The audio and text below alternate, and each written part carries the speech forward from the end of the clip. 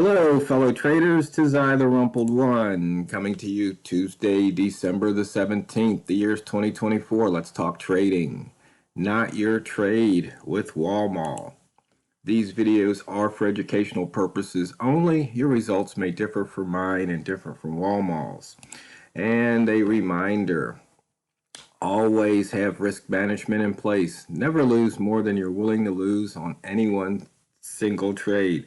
So Walmart, what's the reason you take trades that are not your trade? I try not to. Yeah, I'm sorry. yeah, we try not to, but we do it. Yeah. For the and the thing is, I'm usually pretty good with that, where I don't do it, but I do it every once in a while. And the reason why is probably it's a FOMO reason. Fear of missing out. You see something. Back in the day, I used to love it. When I was trading with you at the time, I loved taking holo trades, but I would do it the opposite way that you would think you would do it. I would do it in reverse, and the reason why was because I saw that there was an opportunity where every time you did this, you're not going to get a lot of pips like a traditional holo trade. If you get into it on the right way, you can easily make 5, 10, 15, 20 pips even. But I was seeing an opportunity where if you get the reverse setup of it, what you can do is you can pick off like 1 or 2 pips every time, and you just got to be very quick and nimble and have a good internet connection and good server ping times. But if you had that, you can easily pick up 1, 2 pips. And the nice thing about it was you could do it over and over and over again. And the reason why I bring that up is because sometimes I'm sitting here and I'm at a holo line, and it's sort of like, hey, here's that opportunity to go and do that. And it's like, and I have to go and correct myself and say, no, that's not how you trade. You're looking for, right now my trading plan goes and says that I either want a 2 bar, reversal, or I want to go and get a flip flop box. That's basically all I'm trading, and that's what I got to wait for. But I think it's like I said, it's a fear of missing out, knowing that you can grab those pips pretty readily, and then or it's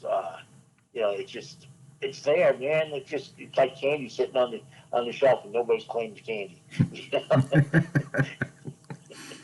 But the problem with that is simply this, and that is that it messes up the way you think, because when you have all these different methods that are out there, and maybe you could speak to this a little bit because more than I can. But at least what I find for me is that if I'm trying to trade all these different methods, there are different rule sets that, or at least I anyway, put different rule sets around the different methods to go and try to go and take advantage of that particular method and be able to maximize what I'm able to get out of it and minimize what my risk is.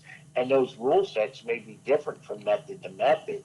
And so then what happens is that you can confuse the matter, and the next thing you know, you're applying one set of rules to a trade that you shouldn't be applying those rules to, and then you get yourself into trouble.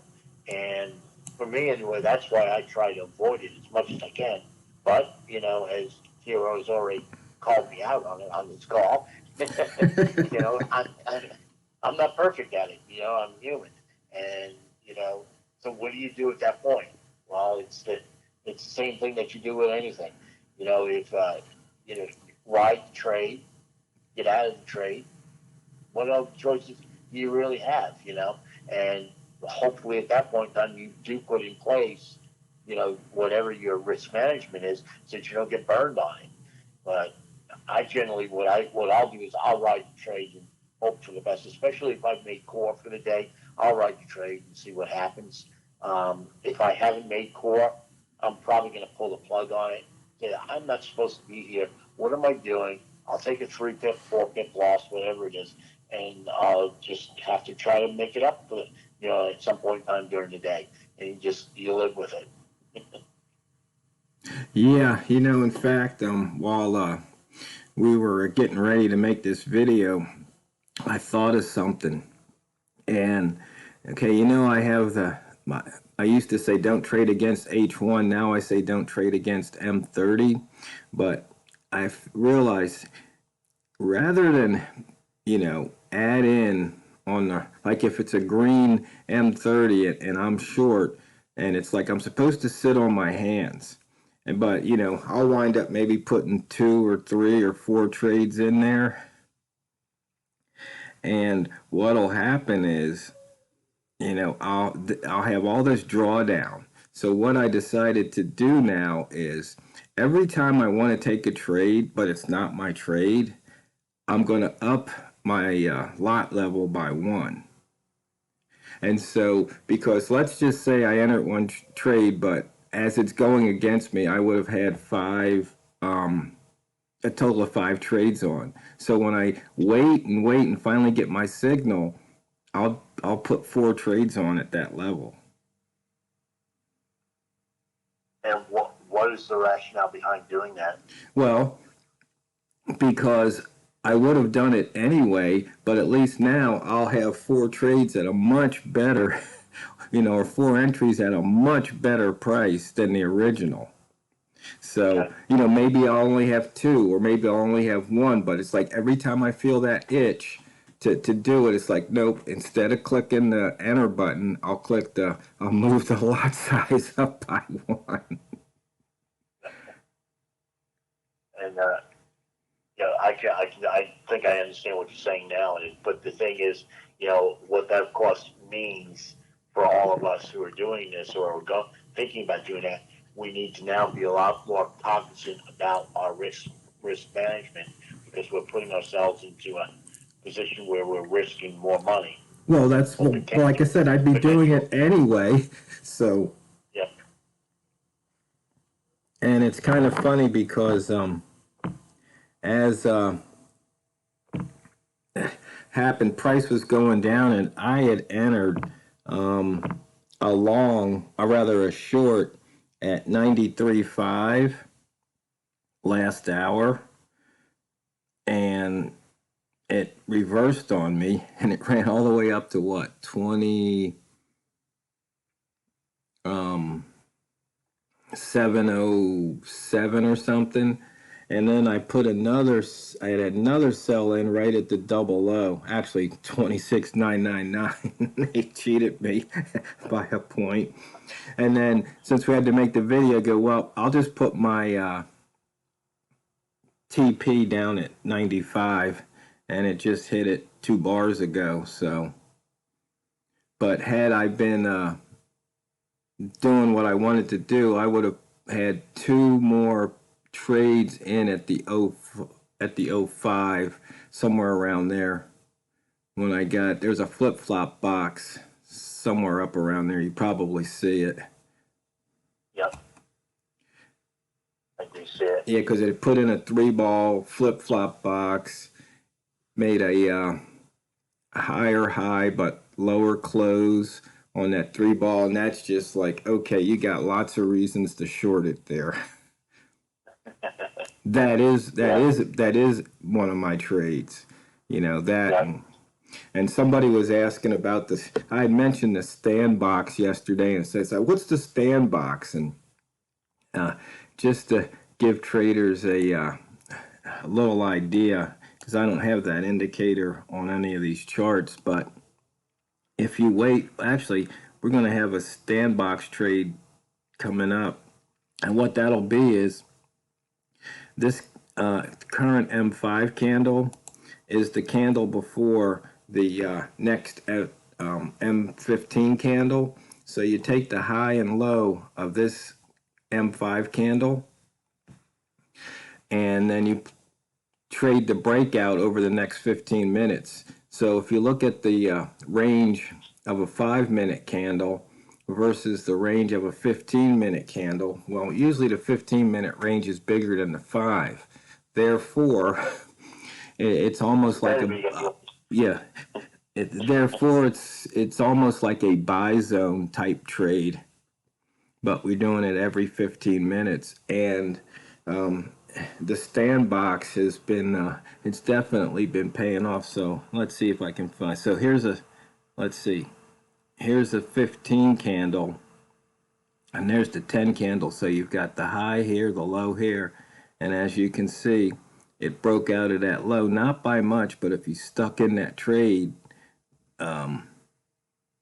you see it would have paid off at least, what, maybe 4 or 5 pips.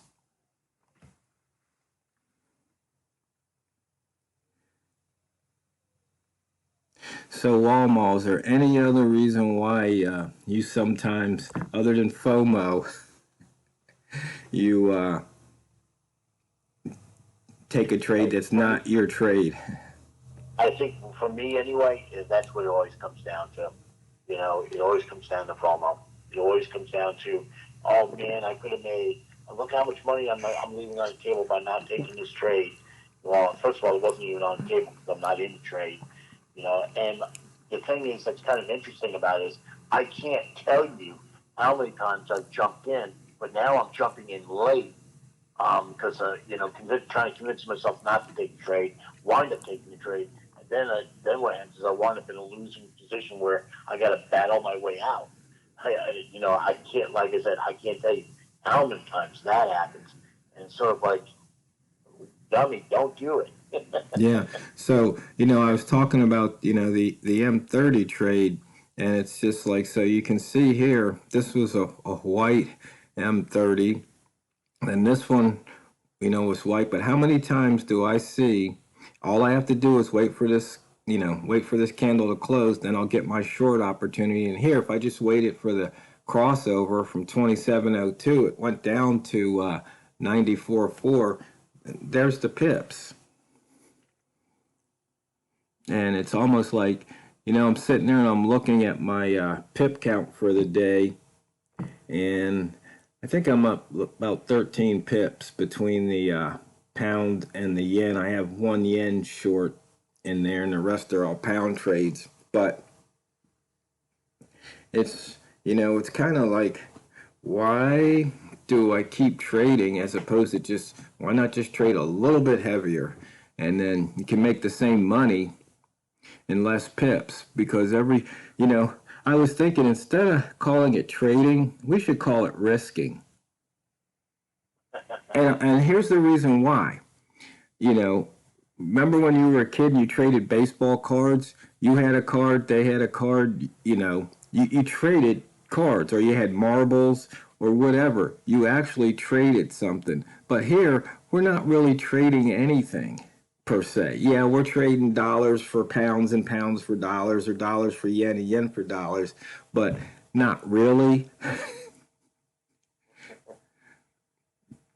It's kind of one of the, it's almost an illusion. Yeah, I can understand what you're saying. Yeah. So here, looks like we're going to get this stand-box trade in about 30 seconds. We got a 2702 high and a 959 low, call it 96. And so those would be the long and short triggers. And you can just see what price does.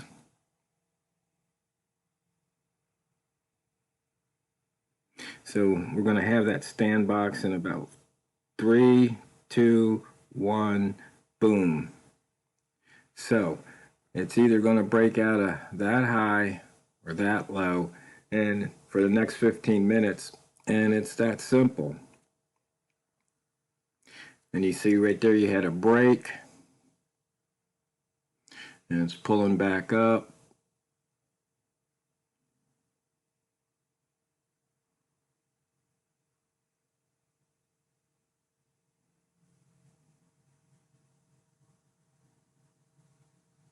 There it goes.